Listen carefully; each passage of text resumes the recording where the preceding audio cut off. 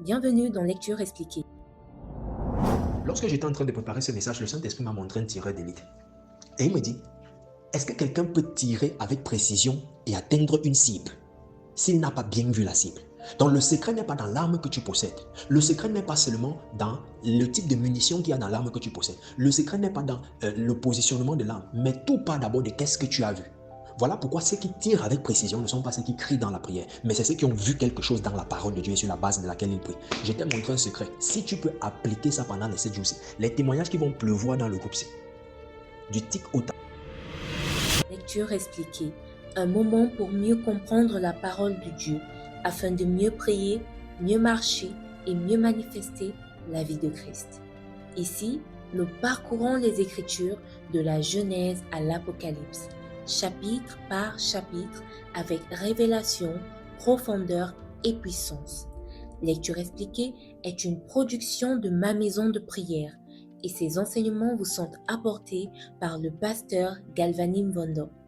Prépare ton cœur, ouvre ton esprit, que le Saint-Esprit t'éclaire pendant que nous entrons dans la parole vivante de Dieu. Shalom.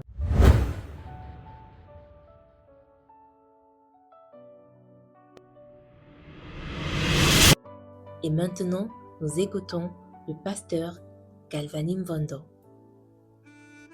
Genèse, chapitre 6. Lorsque les hommes eurent commencé à se multiplier sur la face de la terre, et que des filles leur furent nées, les fils de Dieu virent que les filles des hommes étaient belles, et ils en prirent pour femmes parmi toutes celles qu'ils choisirent. Alors l'Éternel dit, « Mon esprit ne restera pas à toujours dans l'homme, car l'homme n'est que chair, et ses jours seront de 120 ans. » Les géants étaient sur la terre en ces temps-là, après que les fils de Dieu furent venus vers les filles des hommes, et qu'elles leur eurent donné des enfants. Ce sont ces héros qui furent fameux dans l'Antiquité. L'Éternel vit que la méchanceté des hommes était grande sur la terre, et que toutes les pensées de leur cœur se portaient chaque jour uniquement vers le mal.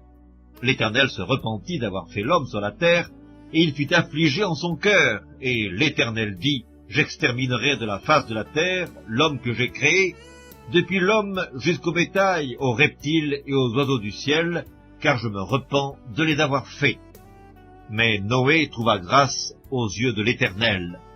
Voici la postérité de Noé. Noé était un homme juste et intègre dans son temps. Noé marchait avec Dieu. Noé engendra 3 fils, Sem, Cam et Japheth. La terre était corrompue devant Dieu. La terre était pleine de violence. Dieu regarda la terre, et voici, elle était corrompue, car toute chair avait corrompu sa voie sur la terre. Alors Dieu dit à Noé, « La fin de toute chair est arrêtée par devers moi, car ils ont rempli la terre de violence. Voici, je vais les détruire avec la terre. Fais-toi une arche de bois de gopher, tu disposeras cette arche en cellules, et tu l'enduiras de poids en dedans et en dehors. Voici comment tu la feras. L'arche aura 300 coudées de longueur, 50 coudées de largeur et 30 coudées de hauteur. Tu feras à l'arche une fenêtre que tu réduiras à une coudée en haut. Tu établiras une porte sur le côté de l'arche, et tu construiras un étage inférieur, un second et un troisième. Et moi, je vais faire venir le déluge d'eau sur la terre pour détruire toute chair ayant souffle de vie sous le ciel. Tout ce qui est sur la terre périra. Mais j'établis mon alliance avec toi. Tu entreras dans l'arche, toi et tes fils, ta femme et les femmes de tes fils avec toi. De tout ce qui vit, de toute chair, tu feras entrer dans l'arche 2 de chaque espèce, pour les conserver en vie avec toi. Il y aura un mâle et une femelle, des oiseaux selon leur espèce, du bétail selon son espèce, et de tous les reptiles de la terre selon leur espèce. 2 de chaque espèce viendront vers toi, pour que tu leur conserves la vie. Et toi, prends de tous les aliments que l'on mange, et fais-en une provision auprès de toi, afin qu'ils te servent de nourriture, ainsi qu'à eux. » C'est ce que fit Noé. Il exécuta tout ce que Dieu lui avait ordonné.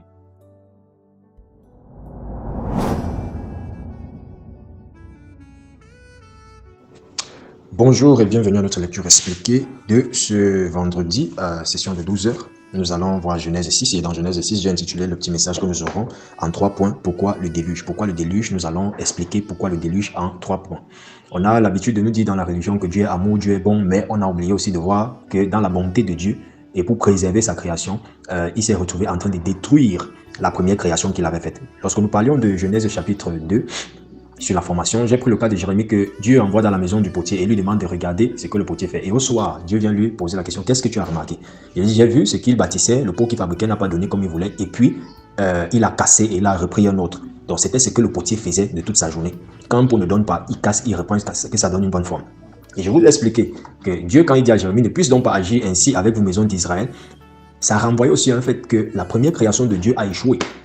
Alors n'ayez pas peur de démarrer une affaire et puis ça échoue. N'ayez pas peur de commencer un projet et puis ça échoue. Ça aurait échoué sur sa réalisation, mais ça aura été un succès phénoménal en termes d'expérience. Et hier, je parlais par exemple encore avec le cas des parents. Ton parent peut être, n'est pas forcément le meilleur modèle en termes de ce qui est bien.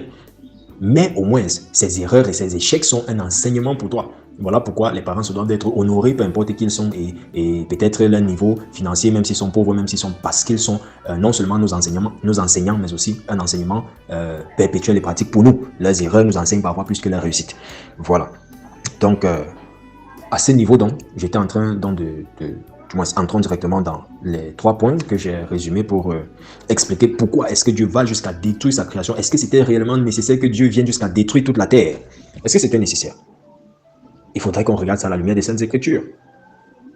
Est-ce que Dieu n'aurait pas pu procéder par une autre méthode que de tuer les hommes, que de détruire les arbres, que de détruire autant d'animaux qui peuplaient déjà? Lorsqu'on a vu par exemple hier au chapitre 5 avec la postérité de Caïn, de Seth et celle d'Adam, on a vu qu'il n'y avait pas moins de 3000 personnes sur la terre. Donc vous imaginez, après même cette période de la mort d'Adam à 930 ans, il y a encore eu jusqu'à l'époque de Noé qui est le 10e. Imaginez-vous que la moyenne de vie soit seulement de 700 ans.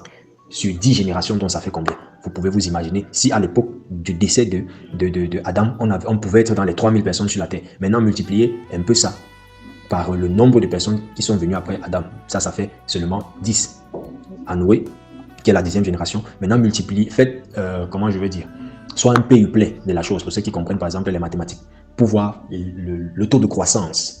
Et puis vous allez un peu me dire, essayez de faire une étude de probabilité là-dessus. Vous aurez un peu une idée de la chose. Ok, pourquoi le déluge? Le premier point qui va nous intéresser ici, c'est qu'on va parler de certains mystérieux personnages qu'on appelle les fils de Dieu. Qui sont les fils de Dieu? Est-ce les enfants que Dieu a engendrés et qui sont les frères de Jésus-Christ? Est-ce les anges? Est-ce les démons? Est-ce une race particulière? Déjà, les fils de Dieu, c'est, vous voyez, après la révolte de Lucifer qui est révélée à Jean, au chapitre 12 du livre d'Apocalypse, où il y a eu une guerre dans le ciel et puis le dragon a emporté par sa qu'un tiers des étoiles. C'est en effet les anges qui sont symbolisés par ces étoiles. Donc un tiers, dont des myriades de myriades sont tombés sur la face de la terre.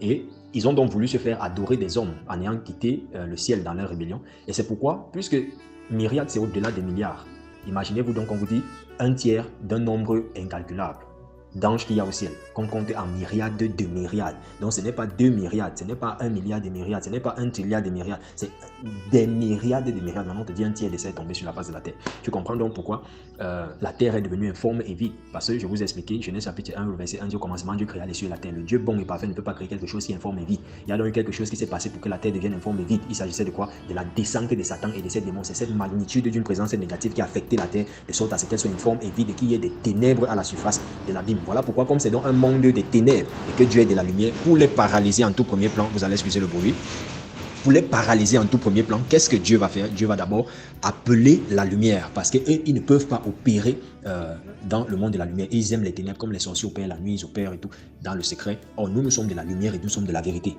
Voilà, c'est un secret que je donne déjà au niveau du combat spirituel. Parfois, lorsque tu constates que le combat est difficile et tout, ce que tu dois faire, c'est que tu dois invoquer la lumière de Dieu. Il y a une dimension en Dieu qu'on appelle Jéhovah Ori, l'éternel ma lumière. Lorsque la lumière de Dieu apparaît, les ténèbres disparaissent. Donc ça, c'est un secret que tu dois pouvoir connaître dans le combat spirituel. Donc, les fils de Dieu, donc, sont donc ces anges qui sont tombés sur la face de la terre. Puisque c'est des myriades et des myriades, donc ils se sont répandus sur toute la face de la terre. Voilà pourquoi il y a un très gros danger avec les personnes qui pensent que, oh, avant que les Occidentaux ne viennent, on avait nos coutumes, on adorait déjà nos dieux, on connaissait déjà Dieu, frère. La plupart de ce que nous adorions, c'était ces divinités qui sont descendues par endroits. Maintenant, ils sont descendus avec certains grades. Ça fait qu'il y a des autorités d'ordre supérieur et d'autres qui sont d'ordre inférieur. Certains dont sont adorés dans un petit village comme étant la divinité de la fertilité des champs. D'autres celles qui donnent l'enfantement. D'autres celles qui donnent le mariage. D'autres qui donnent... C'est donc de telles divinités qui sont célébrées dans des pratiques telles que le vaudou et autres que nous pratiquons Longong et autres que nous pratiquons dans nos différentes cultures africaines, européennes, américaines, chinoises et autres. C'est ces divinités-là qui ont donc pactisé avec les hommes et les ont appris un certain nombre de choses et les ont donné certains privilèges en contrepartie de l'adoration et des sacrifices d'enfants et de biens qu'ils devaient leur donner.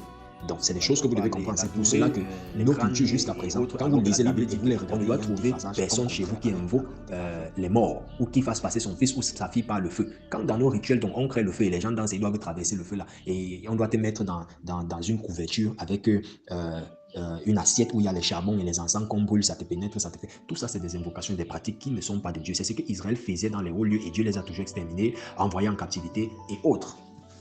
Donc, Dieu a toujours voulu se révéler à toute la création, mais on a vu que Dieu est passé, il a voulu faire avec toute la création, ça n'a pas donné. Il a donc vu qu'il faudrait qu'il passe par une seule personne. Lorsqu'il a travaillé avec une seule personne qui est Abraham, Abraham va retransmettre le modèle à ses fils, et puis ses fils à leurs fils. Voilà donc pourquoi il dit Moïse va dire dans le livre des Deutéronomes que l'Éternel a choisi Abraham pour que Abraham, en fait, il appelait Abraham son ami. Pourquoi? Parce qu'il a choisi Abraham pour que Abraham enseigne ses lois et ses ordonnances à ses enfants et aux enfants de ses enfants. C'est en cela que Abraham est l'ami de Dieu. Il a cru en Dieu. Maintenant, il a accepté les principes de Dieu parce que croire, c'est accepter.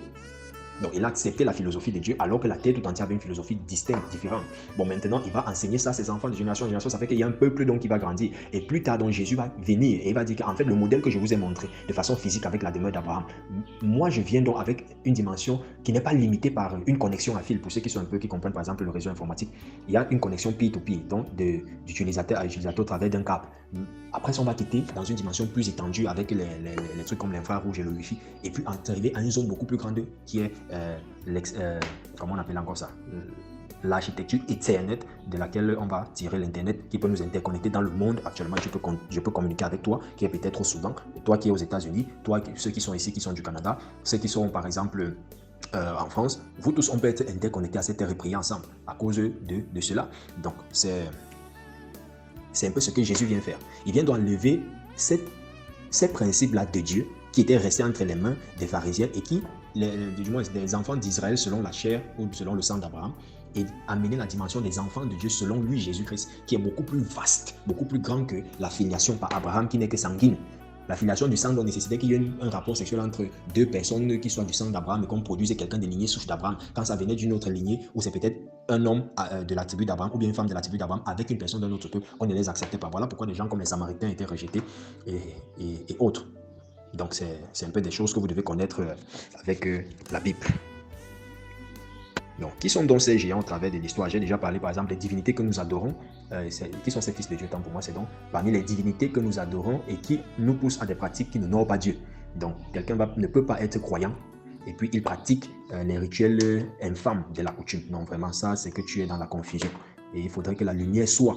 Voilà pourquoi, quand tu es né de nouveau, tu es régénéré dans l'esprit, dans l'homme intérieur. Mais cependant, tu as besoin d'être enseigné pour que tu puisses être transformé par le renouvellement de l'intelligence. Ton intelligence, ta mentalité doit être renouvelée de sorte à ce que tes pensées qui n'étaient pas les pensées de Dieu deviennent les pensées de Dieu. Pour ça, tu as besoin d'une éducation. De la même manière qu'actuellement, tu es à l'école ou bien tu es passé par les bancs et on t'a donné une certaine éducation pour que tu apprennes à comprendre le monde en fait dans lequel tu vis. Le fait d'être né n'est pas la garantie que tu es appelé à régner. Mais qu'est-ce que tu connais? Aucun roi n'est introduit sans avoir reçu une initiation préalable, sans avoir reçu une éducation préalable. Si tu dois donc être appelé à régner selon Dieu, tu dois pouvoir être éduqué selon Dieu. Et c'est ce que je suis en train de faire par le moyen de ces lectures expliquées. Et prier n'est pas le plus grand problème. Si tu pries sans révélation, si tu pries sans lumière, tu es inefficace. Donc tu as besoin de cette connaissance que je donne. Alors tu vas prier de façon plus éclairée. Tu vas devenir plus fort spirituellement. Tu vas devenir du moins plus grand spirituellement. C'est comme ça que tu es en train de croître spirituellement. Ok. Donc, hormis dans ces esprits que j'étais en train de citer, qui sont adorés dans nos différentes coutumes de par le monde, pas seulement en Afrique. L'Inde, par exemple, ils ont pratiquement autant de dieux qu'il y a d'habitants. Imaginez-vous un tel peuple. Les peuples asiatiques sont des peuples très idolâtres. Les peuples africains le sont même peut-être moins que. Donc, autre des points avec ces fils de Dieu, c'est les géants qu'on a vus dans la Bible. Vous avez par exemple entendu parler de Goliath, les Philistins que David a terrassés, qui avaient plus de 2 mètres de haut, plus de 3 mètres de haut. Quand vous allez donc voir, il y a dans la Bible d'autres qui sont évalués à près de 17-20 mètres de haut. Vous allez voir un comme par exemple, comment on l'appelle encore, Jabin. On dit que son lit avait, je crois c'était 4 mètres et demi sur 3. Un lit d'une longueur de 4 mètres et demi, ça veut dire que ce type avait près de 4 mètres de haut. Maintenant, si c'est sur 3, imaginez-vous donc l'envergure d'un tel homme. Ça veut dire que non seulement il était grand, mais il était géant. Or, c'est des choses qui sont venues après que les fils de Dieu, ces anges déchus, soient entrés en communion par des pratiques bizarres, prenant parfois des corps d'hommes qu'ils possédaient pour coucher avec les filles des hommes. Pourquoi? Parce que c'était déjà une période où les hommes voulaient conquérir la terre. N'oubliez pas que là, on est déjà dans la période du gouvernement humain. On est déjà dans quelle période là? Quelle dispensation là? Non, on est déjà dans la dispensation de la conscience et Dieu va les balayer. Donc il y a déjà comme les prémices d'un gouvernement humain et que Dieu va venir éradiquer. Il faisait donc déjà des guerres pour posséder les territoires. Ça fait donc que ce que vous avez vu avec Goliath au temps de David, c'est une pratique rituelle qui vise à amener, ça s'est même fait ici en Afrique, dans les terres de l'Ouest et du Nord, où les gens pactisent avec des esprits qui viennent coucher avec des femmes lors d'un rituel. Et la femme accouche dans un géant qui est costaud en taille. Ça fait que c'est généralement eux qui étaient les chefs de village. Renseignez-vous sur l'histoire de vos cultures.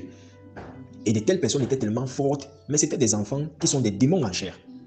Et à cause de leur force, ils ont régné sur des villages, ils ont régné sur des territoires. Par exemple, je ne sais pas si vous avez déjà lu la biographie ou l'histoire de Mbombo Njoya, où on expliquait par exemple, sur un plan un peu aussi trop exagéré, que une poule pouvait passer entre l'espace qui est entre son talon et ses orteils. Vous voyez par exemple au niveau de la plante des pieds, le creux qui est au milieu là. On dit qu'une poule pouvait traverser là. Donc tellement il était haut, il était grand de taille.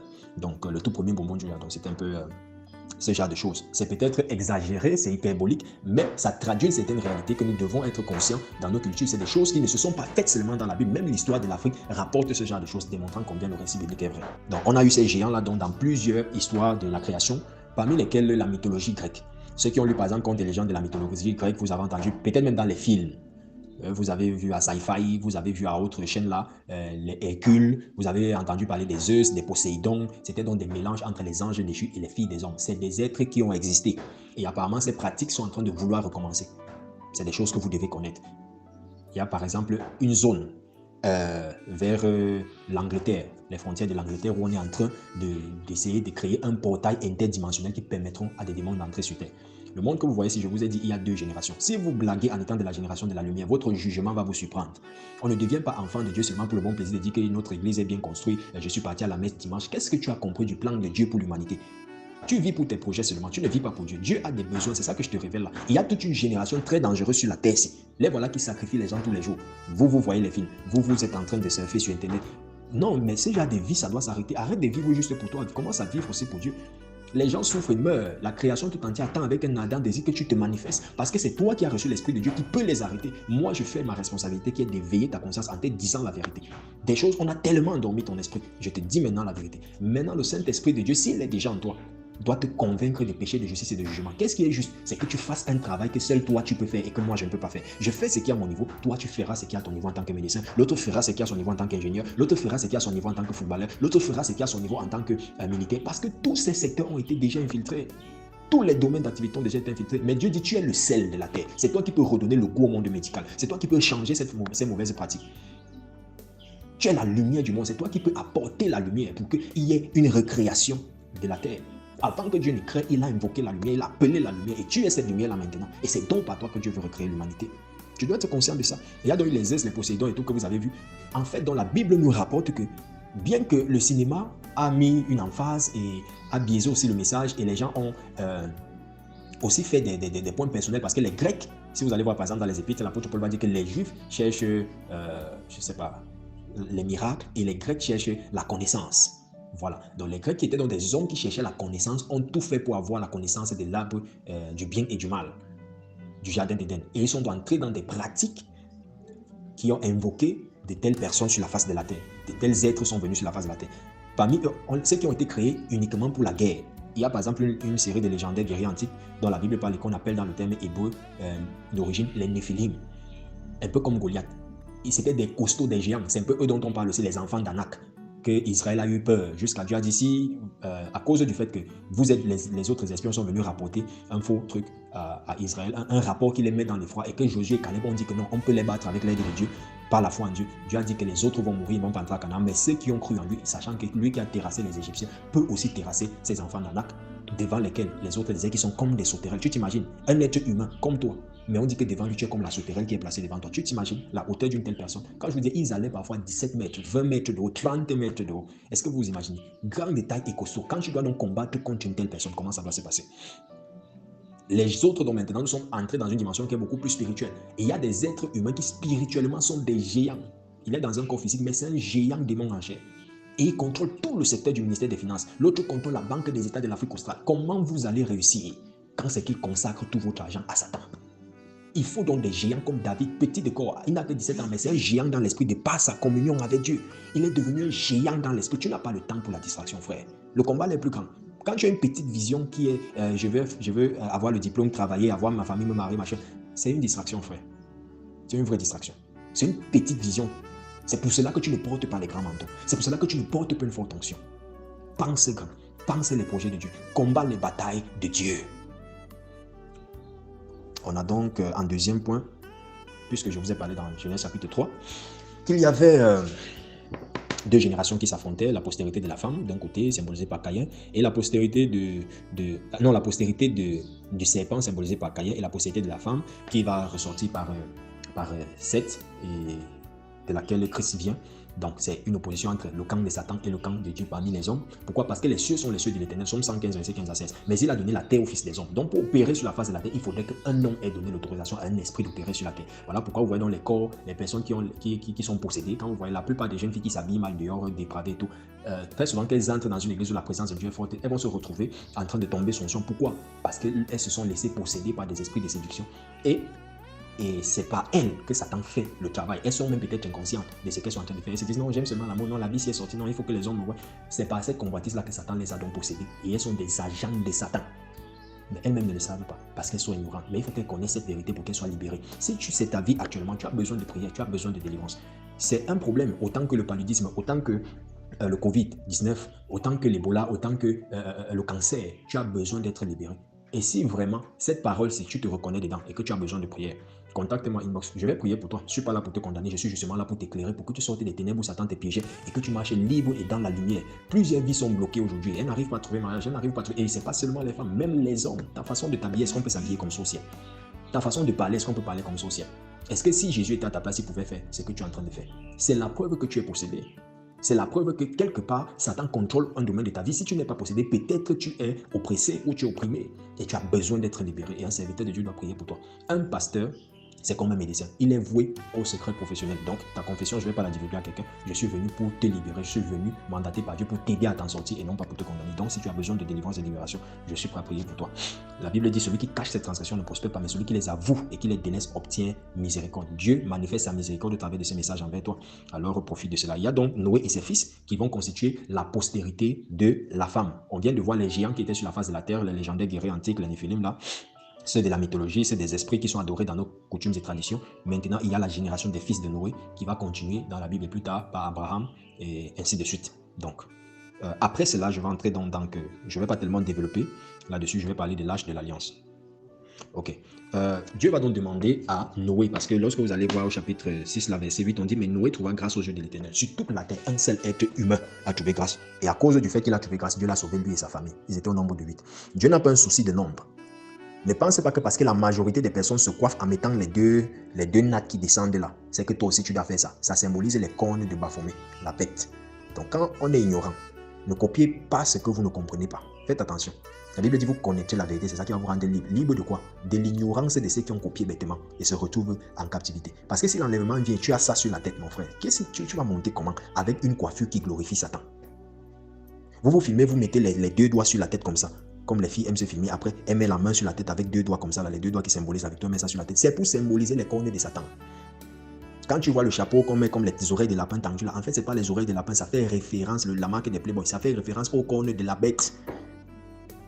Et c'est tellement subtil, c'est dans ces petits trucs-là que Satan vous racle, vous ramasse. Non, tu dois décider de sortir consciencieusement de cette façon de faire. Tu dois sortir de ça.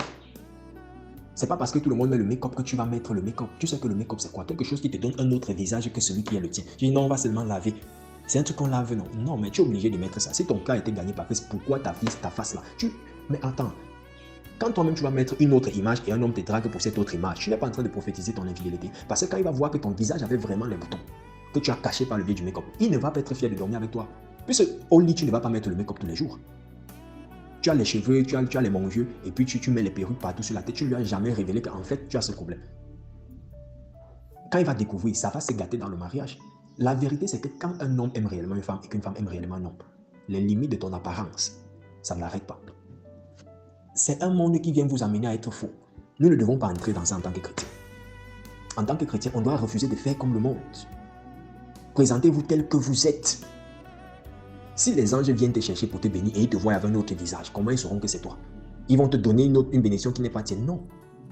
Arrêtons ça. Ce n'est pas parce que le monde s'habille d'une certaine manière. La Bible dit ne vous conformez pas au siècle présent. Romains chapitre 12, verset 1 à 2. Ça veut dire ne faites pas comme tous les autres font. Ne suivez pas la mode. Ne suivez pas la tendance. Mais aujourd'hui, tout le monde va être à la mode, à la tendance. C'est que tu es malade, tu as besoin de guérison, tu as besoin de délivrance. Il faut te repentir si c'est que c'était ta vie.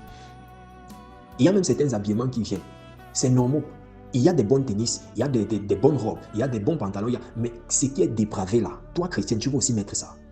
Toi, chrétien, tu dois aussi mettre ça. Non. Où est donc la différence dont il est dit dans Malachie qu'on verra désormais la différence entre ceux qui servent Dieu et ceux qui ne servent pas? C'est une différence en tout, dans ta façon de manger, dans ta façon de faire. Parce que quand tu commences à dire que non, le make-up, c'est un truc qu'on met seulement sur la face et puis on peut enlever. Attends, je te rappelle que la chicha, ce n'est qu'une fumée qui entre sous forme de vapeur et qui ressort aussi. Ça ne reste pas éternellement dans ton corps. Mais cependant, tu es en train de détruire le temple du Saint-Esprit. La Bible déclare que celui qui détruit le temple du Saint-Esprit, que ce soit à l'extérieur ou à l'intérieur, Dieu va aussi te détruire.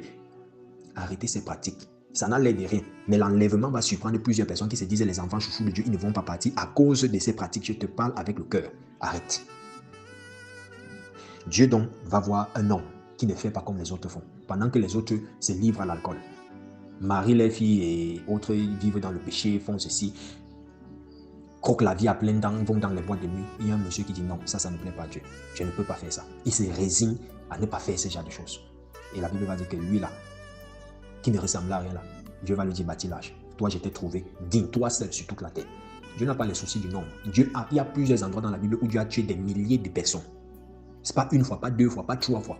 Plus de 5 fois dans ta Bible ici, que Dieu a tué des milliers de personnes que lui-même a créées. Et même des milliers de personnes de son peuple. Va lire l'histoire d'Israël dans le désert. Il en a terrassé par milliers. Il a envoyé en captivité. Ne pense pas que tu es plus chouchou de Dieu que les autres personnes. Chacune de ces personnes avait autant de valeur que toi. Donc n'insulte pas la grâce de Dieu qui t'est fait. Comme Corée, tu as la même valeur sur le plan créateur de Dieu, la valeur créatrice aux yeux de Dieu, que Corée, que Dathan et Abiram. Mais ils se sont rebellés contre le plan de Dieu et Dieu les a enterrés vifs avec leur famille. Le sol s'est ouvert, ils sont entrés, refermés encore. Des hommes aussi créés à son image et selon sa ressemblance. Pourquoi toi tu penses que tu es spécial? Pourquoi tu penses que tu es le chouchou de Dieu? Pourquoi tu ne veux pas te repentir de tes mauvaises voies? Ces choses-là sont arrivées afin de nous servir d'instruction. À nous qui sommes arrivés à la fin des temps. Et c'est pour cela que notre jugement sera encore plus sévère que pour eux, frère. Arrête de jouer avec ta vie. Tu es ici pour accomplir une mission sur tes sœurs. Arrête de le faire. Est-ce que Dieu sur la face de la terre peut te trouver, même si dans tout ton quartier, est-ce que tu peux être le seul juste ou la seule juste? La personne qui dit dans son cœur que je refuse de décevoir Dieu au milieu de ma génération. Être juste, ce n'est pas dehors. C'est toi-même d'abord à l'intérieur. Tu dis non. Dans le secret des 4 murs, je refuse de regarder sur Internet ce qui déplaît à Dieu. Je refuse. Je sais que je peux aussi. Je sais que je peux aussi avoir 2 gars. Je sais que je peux aussi avoir 2 petites. Je sais que je peux aussi demander l'argent aux gars. Mais tu sais que ça ne plaît pas à Dieu. Tu dis non. Je ne fais pas. Mais Noé, lui seul, trouvera grâce aux yeux de l'Éternel. Lui seul, lui seul, lui seul. Tu dois pouvoir te dire que s'il y a une seule personne sur la face de la terre, dans ma famille, dans mon quartier, sur qui Dieu peut compter quand tous vont le décevoir, c'est moi. Et ce n'est pas juste avec la bouche, c'est un état de cœur. C'est une dimension où tu aimes Dieu plus que ta propre vie. Est-ce que tu peux retourner à la capacité à aimer la personne qui t'a créé et qui t'a envoyé dans ce monde, plus que tu n'aimes le monde? Tu as déjà trop aimé les tresses, les make-up du monde, les mauvais habillements du monde, le mauvais langage du monde. Tu parles comme un voyou, tu parles comme un drogué, tu parles avec rage et colère, méchanceté comme les bandits, avec un français accidentel, calamiteux. Mon frère, tout ça, c'est les choses qui chassent le Saint-Esprit. Parfois, certains d'entre vous, tu as été baptisé du Saint-Esprit. Mais parce que tu retombes dans ces choses-là, le Saint-Esprit te fuit. Il n'aime pas ce genre de façon de faire. Est-ce que ta façon de parler et les arguments, les mots que tu utilises, tu peux utiliser ça au ciel, devant les anges? Jésus-Christ arrive et il te parle comme ça. Tu vas aimer, tu vas apprécier. Non. Toi-même, tu seras surpris que mais c'est quel ange qui me parle avec autant de légèreté, de vulgarité? Tu ne vas pas y croire à son message. Pourquoi Dieu donc doit te responsabiliser? Comme un ministre, comme un de ses ambassadeurs sur terre. C'est un titre trop grand et qui nécessite une certaine dignité. Recommence à travailler sur ta dignité, frère. Satan t'a distrait. Sois humble de le reconnaître. Sois humble. L'humilité précède la gloire. Sors de là. Nous tous, à un certain moment de notre vie, Satan s'est retrouvé en train de nous tromper. Mais quand tu prends conscience, tu te répands et tu avances avec Dieu. Donc je termine donc par l'âge. Le 3e point, la symbolique de l'âge. L'âge faisait... c'est un bateau que Dieu va demander à Noé de construire et il va lui indiquer comment est-ce qu'il doit bâtir avec le type de bois qu'il doit construire pour que ça soit résistant, le bitume et autres qu'il doit mettre. Il va lui expliquer, donner les proportions pour que ça ne puisse pas rompre sous la pression. Pour ceux qui sont des physiciens, vous connaissez par exemple les conditions de température et de pression sur lesquelles un bateau peut se retrouver en train de rompre. La pression atmosphérique avec laquelle ça pouvait désintégrer. En fait, Dieu a calculé tous ces paramètres et nous découvrons là que Dieu est un sage architecte, Dieu est un ingénieur de haute qualité. C'est des passages comme ça que vous, les ingénieurs, vous devez ruminer dans la Bible. Vous devez aimer. Seigneur, si tu as pu parler comme ça à un monsieur qui n'a pas fait l'école à l'époque, tu lui as donné les mesures, tu lui as fait, Seigneur, à plus forte raison, moi.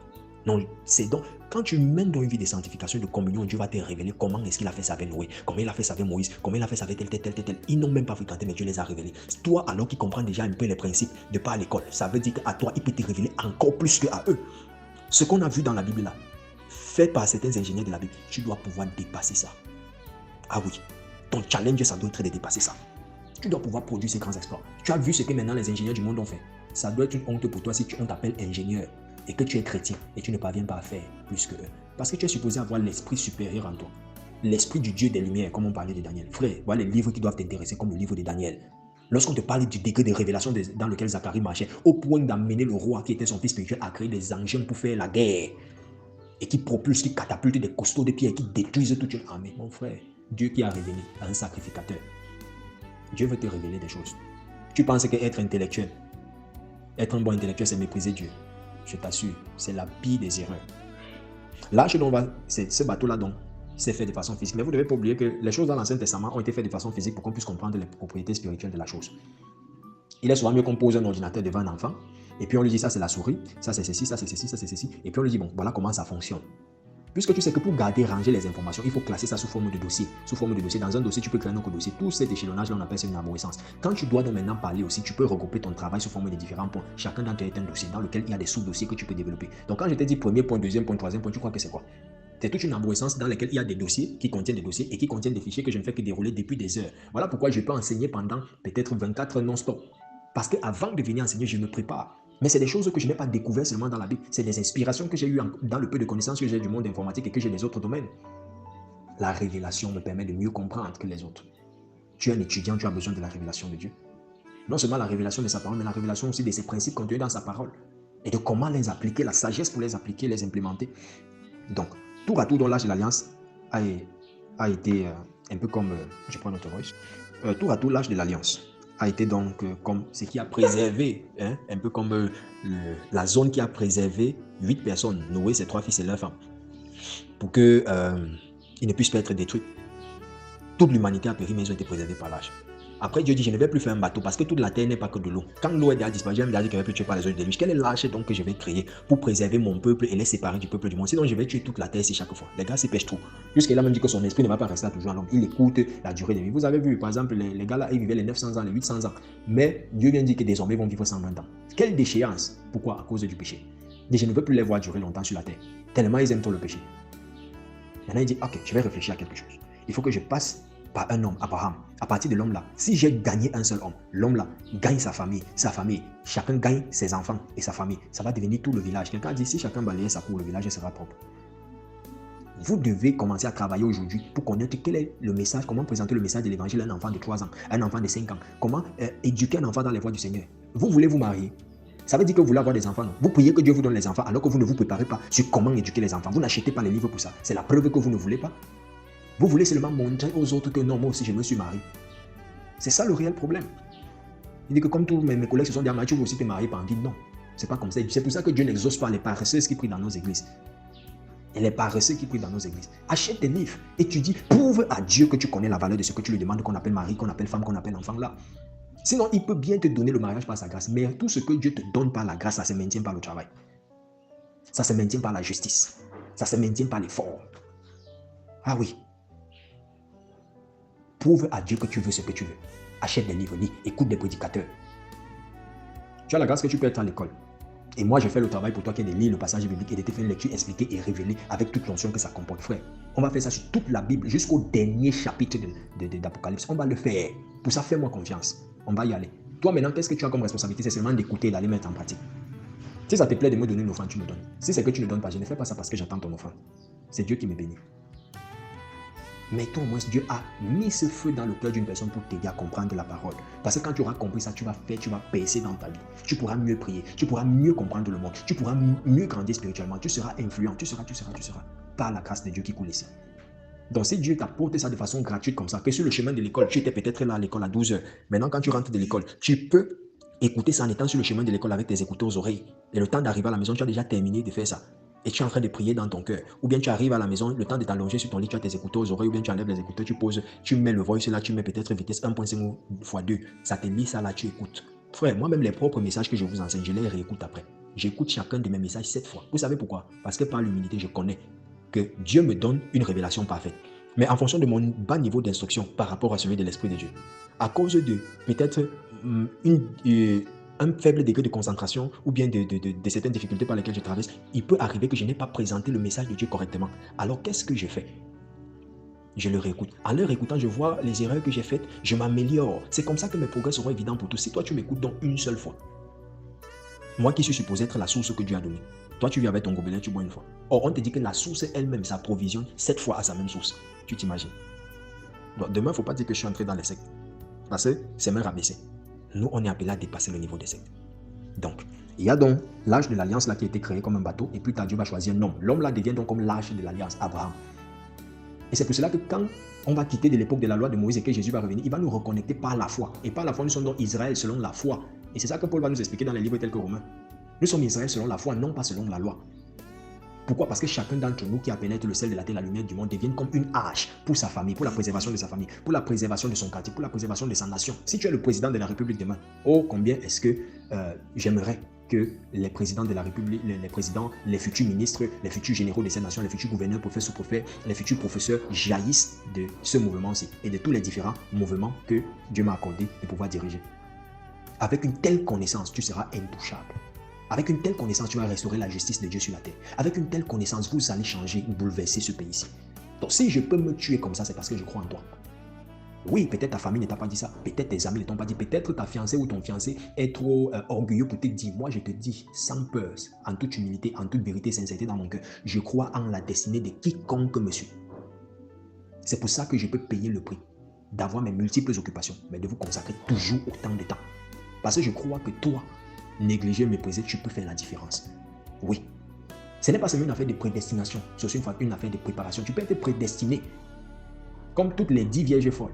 Les 10 vierges étaient prédestinées. Mais au niveau de la préparation, c'est ça qui a marqué la différence entre les vierges sages et les vierges folles. Et c'est seulement les sages qui sont entrés dans le lieu de la prédestination. Les folles ont raté. Donc quelqu'un peut avoir un puissant appel aujourd'hui. Ça ne veut rien dire si c'est qu'il ne travaille pas aujourd'hui. Donc moi je parle pour que tu commences à travailler aujourd'hui sur toi-même.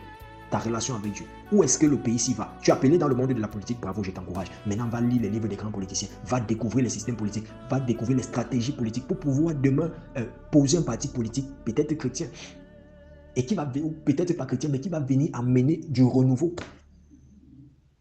Un souffle nouveau qui apporte la vie et la paix dans cette nation. C'est des choses auxquelles vous devez aspirer. Qui vous a dit que Dieu laisse la politique aux païens, que les gens de l'église ne doivent pas faire la politique? Qui vous a dit ça? Qui vous a dit? David était un chef d'État. Saül, chef d'État. C'est Dieu qui les a choisis. On appelle un chef d'État qu'aujourd'hui. C'est un président.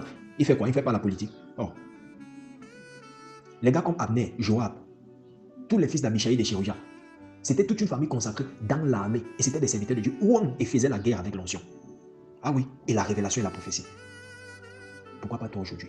Qui t'a dit que dans l'armée, on n'est qu'une bête, on n'est qu'un animal, on n'est qu'un pervers?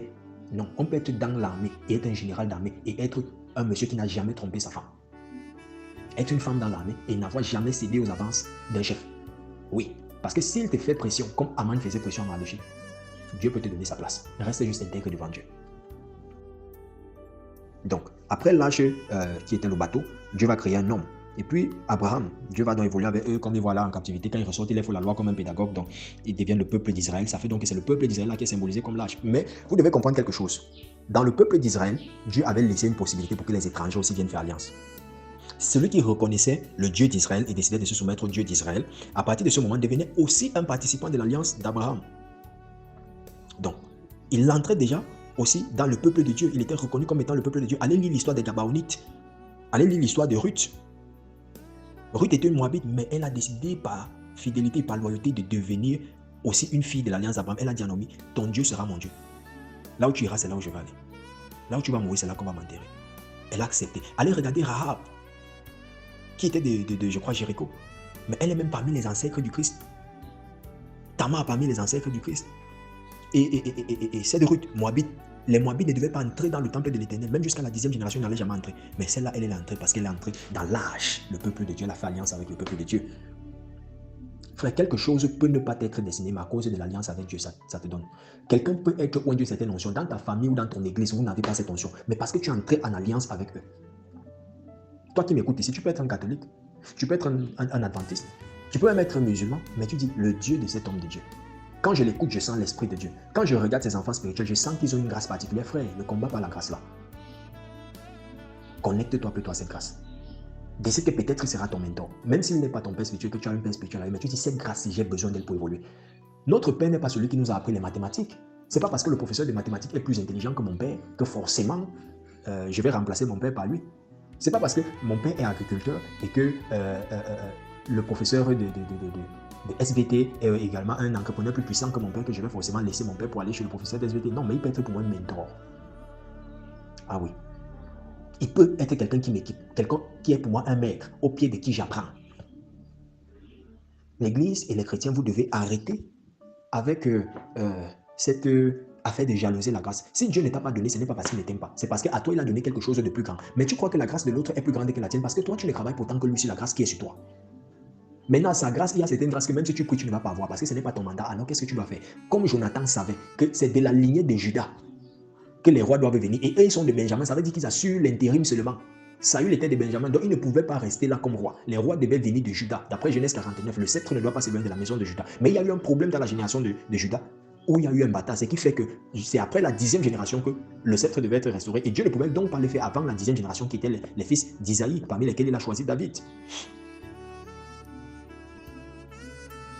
Et Jonathan, sachant ça, va dire non, le trône ne nous appartient pas selon Dieu. Alors on va, comme on a été choisi par intérim, le gars c'est la 10e génération, et l'onction de Dieu est sur lui, on sait ça. Donc mieux j'ai fait alliance avec lui. Et ça a protégé les fils de Jonathan après.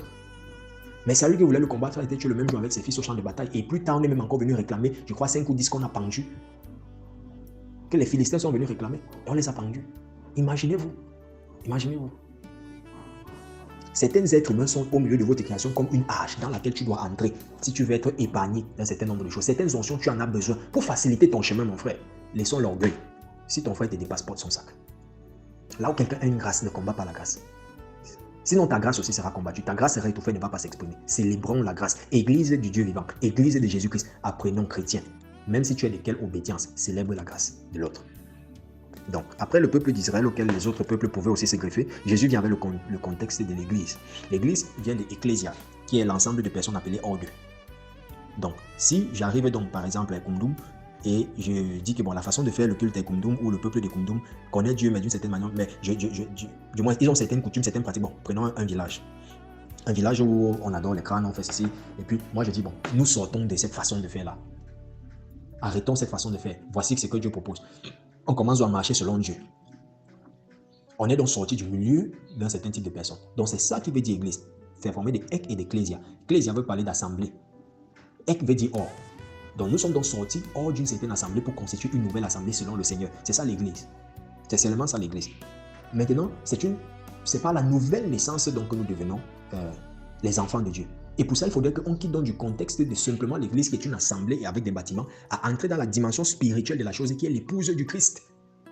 Donc l'église est l'épouse du Christ. C'est vrai, mais pas toujours très exact dans le fond. L'église parle d'une assemblée de personnes, qui est généralement d'autres physiques. Mais l'épouse parle de la dimension spirituelle de la chose.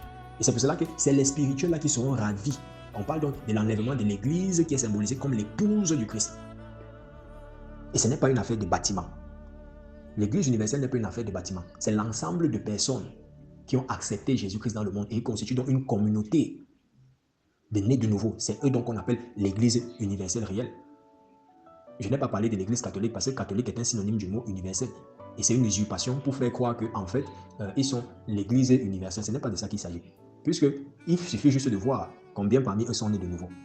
Voilà, c'était une parenthèse. Donc je parle comme ceci pour que tu saches que c'est un problème de relation personnelle avec Dieu et toi parce que nous sommes devenus le temple du Saint-Esprit et l'Esprit de Dieu habite en nous parce que Dieu n'habite plus dans les maisons faites des mains d'hommes, fussent-elles construites par l'obédience catholique, par l'obédience pentecôtiste, par l'obédience protestante, par n'importe quelle obédience. Adventiste, protestant, oui, c'est bien beau, mais est-ce que tu es né de nouveau? Catholique, pentecôtiste, oui, c'est bien beau, mais est-ce que tu es né de nouveau? C'est le né de nouveau là que Dieu veut voir. Ceux qui ont accepté Jésus-Christ comme Seigneur et Sauveur personnel et qui marchent selon la doctrine de Jésus-Christ et non selon des dogmes, selon la tradition des anciens, selon des philosophies faites d'hommes. Non. Si Jésus t'a montré l'Immaculée Conception, fais. Si Jésus t'a montré le branhamisme, fais. Si Jésus t'a montré le pentecôtisme, fais. Le fait d'être dans une assemblée locale est une chose, parce que tu as besoin d'un cadre où ta foi va être nourrie, où tu écoutes le message, la parole de Dieu. Mais tu peux être là et tu vas en enfer, parce que tu n'es pas né de nouveau. La nouvelle naissance parle d'une relation avec Dieu et non pas d'une religion. Le christianisme nous appelle à une relation avec Christ et non pas à une religion. Le fait donc d'appartenir à une religion n'est pas diabolique, mais il faudrait comprendre que c'est un moyen et non pas une fin. La fin, c'est la nouvelle naissance. Je vais m'arrêter là pour aujourd'hui. Que Dieu te bénisse, toi qui as compris ce message. Je prie que tous les anges déchus qui, comme Satan, se déguisent en ange de lumière pour te tromper, sur ton chemin, le chemin de ta destinée. Même si ça vient dans quelle année, je prie que le discernement de Dieu soit éveillé en toi. Je prie que la lumière de Dieu éclaire en toi, de sorte à ce que tu saches discerner le bon du faux. Au nom puissant de Jésus-Christ de Nazareth. Je prie qu'à partir d'aujourd'hui, tu sois de ceux qui ont le cœur et l'âme enflammés dans le but de réjouir le cœur de Dieu. Peu importe ce que le monde va te proposer. Comme Goup l'a dit, peu importe ce qu'on va lui proposer, on va venir avec des maisons, des voitures et tout ça. Ce qui l'intéresse, c'est Dieu. Tu n'es pas devenu chrétien pour le miracle. Tu n'es pas devenu chrétien pour le mariage. Tu n'es pas devenu chrétien pour les voitures et autres. Tu es devenu chrétien pour réjouir le cœur de Dieu et faire sa volonté sur la terre. Je prie que tu deviennes une hache, toi et ta famille, et tes enfants et tes amis, les personnes autour de toi, vous soyez une zone où quand on entre, on retrouve la lumière de Dieu, le goût de la vie de Dieu, où la mondanité est exclue. Soyez une zone de paix pour les gens autour de vous. Soyez une zone de vie. La Bible dit que le dernier Adam, le premier Adam est venu comme étant une âme vivante quand Dieu a soufflé dans ses narines, dans 1 Corinthiens 15-45. On dit, mais le dernier Adam qui est Jésus-Christ, il est devenu un esprit vivifiant, c'est-à-dire un esprit qui a la capacité de contaminer la vie de Dieu aux gens. Deviens un agent de contamination de la vie de Dieu au milieu de ta génération au nom de Jésus-Christ. Deviens l'âge. Deviens le membre de la famille de Dieu qui invite les autres frères qui étaient perdus à devenir des sauvés. Deviens quelqu'un du peuple de Dieu qui connaît sa responsabilité pour que la nation de Dieu, le peuple de Dieu avance. Deviens l'église, que ton endroit physique, même ta dimension physique, quand on te rencontre physiquement, pam, on sait qu'on a rencontré Dieu dans une certaine dimension. Et même deviens aussi la dimension spirituelle. Ou même quand sans jamais t'avoir entendu ou rencontré de façon physique, ta renommée guérit les gens. Ta renommée délivre les gens. Ta renommée édifie les gens. Plusieurs parmi vous qui êtes là, je peux dire peut-être 50% de la plateforme, je ne vous connais pas personnellement. Mais c'est une renommée qui t'a attiré. Parce que l'Esprit de Dieu fait un mouvement. Moi, je suis qui? Moi, je suis qu'un agent. Dieu peut choisir une autre personne qui met là. Mais il a décidé par sa grâce qu'il me responsabilise pour le faire. Et qu'est-ce que tu as besoin? C'est d'un canal par lequel le Saint-Esprit se meut. Par la grâce de Dieu, je suis ce canal. D'autres sont ces canaux. Tu dois aussi en être un canal. Maintenant, tu dois te connecter à une source, découvrir ta destinée avant que Dieu ne te relâche pour que tu deviennes aussi un agent. Demain, je ne serai plus peut-être en train de faire ça, mais c'est toi qui peux continuer avec le feu et l'énergie que tu reçois ici. Retransmets même les mêmes choses que je t'ai dit à d'autres personnes pour les sauver. Si tu ne peux pas parler, tu n'as pas reçu cette grâce parce que c'est une grâce que Dieu fait à certaines personnes, tu peux au moins leur communiquer le lien de la plateforme pour qu'ils viennent et qu'ils soient nourris. Ça peut être ton père, ça peut être ta mère, ça peut être tes frères, tes soeurs, ça peut être tes amis, tes collègues, ton dragueur.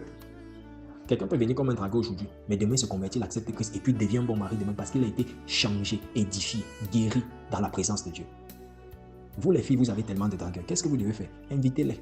Ou on va les enseigner la parole. S'ils t'aiment vraiment, dis-le que si vraiment tu m'aimes, viens écouter les enseignements. Et après les enseignements, on va discuter des enseignements. Si c'est que tu vois, donc maintenant, au fur et à mesure qu'il grandit dans la foi, tu l'aides. Il naît de nouveau. Quelqu'un peut venir te draguer, tu l'aimes, mais ce n'est pas parce que je t'aime que forcément on doit démarrer une relation. Est-ce que Dieu m'a confirmé que c'est toi? Est-ce que tu réponds à un certain nombre de paramètres? Et en plus, il faut un certain travail te concernant. Tu as un fiancé, toi tu es ici. Soyez aussi bâtis dans les voies du Seigneur, non? Va l'inviter. N'aie pas honte.